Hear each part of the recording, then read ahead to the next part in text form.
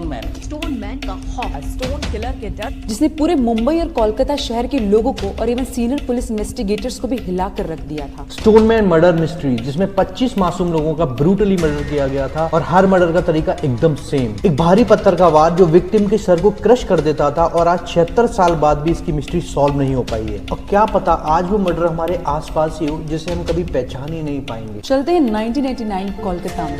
रात के तकरीबन 1 बजे का वक्त था। रामनाथ यादव जो एक डेली वेज वर्कर था, उसका रूटीन था रात को सड़क पर सोना, सुबह उठना और काम के लिए निकल जाना। और उस रात अपने थके हारे दिन के बाद रोज की तरह वो कोलकाता के हावड़ा ब्रिज के पास एक कोने में सोने गया, लेकिन उसे ये नहीं मालूम था कि उसकी जिंदगी की ये रात उसकी आखिरी रात बन जाएगी। अगली सुबह जब लोग उस जगह से गुजरे तो उन्होंने देखा कि रामनाथ के सर के पास एक भारी पत्थर रखा हुआ था। उस पत्थर का वजन इतना था कि रामनाथ की एक ही वार में जान चली गई। और जब बाद में पुलिस को बुलाया गया तो ना कोई एविडेंस मिला, ना कोई विटनेस, और ये था स्टोनमैन का पहला मर्डर। पुलिस ने कहा ये एक आइसोलेटेड केस लगता है, किसी ने अपनी पर्सनल दुश्मनी या ग्रजेस निकालने के लिए किया होगा। और विक्टिम की ना कोई फैमिली थी, ना वो रिच बैकग्राउंड से था, इसलिए उस केस को बंद कर दिया गया। लेकिन ये कोई रैंडम मर्डर नहीं था, ये तो बस एक शुरुआत थी। उसके बाद जून 1989 एक मर्डर, जुलाई 2 और लाशें, अगस्त 3 और केसेस और दिसंबर तक 11 मर्डर्स। पुलिस हार मान चुकी थी, मीडिया कंफ्यूज थी, पब्लिक दहशत में थी और किलर अब भी आजाद था। सभी विक्टिम सड़क पर सो रहे मजदूर या गरीब हुआ करते थे और हर मर्डर का तरीका एकदम सेम था।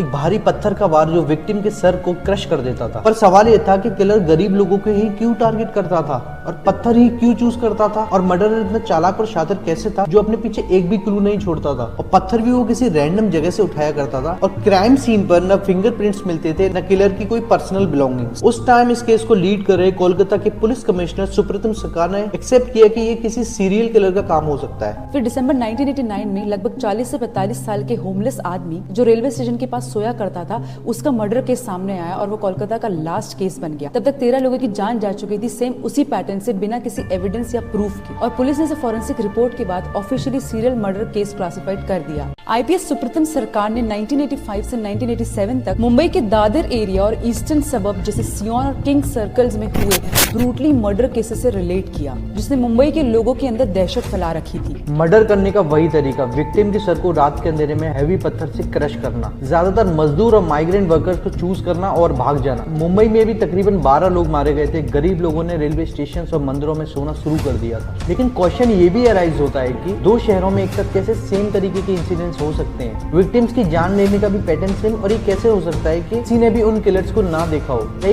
एक किलर था, ये किलर्स का ग्रुप। लेकिन इन सब में एक बहुत अजीब सी चीज भी हुई जब मुंबई के दादर एरिया में एक daily veg worker Ramesh Singh जब अपने काम के बाद सोने गया तो उसे अपने आसपास एक हलचल सी महसूस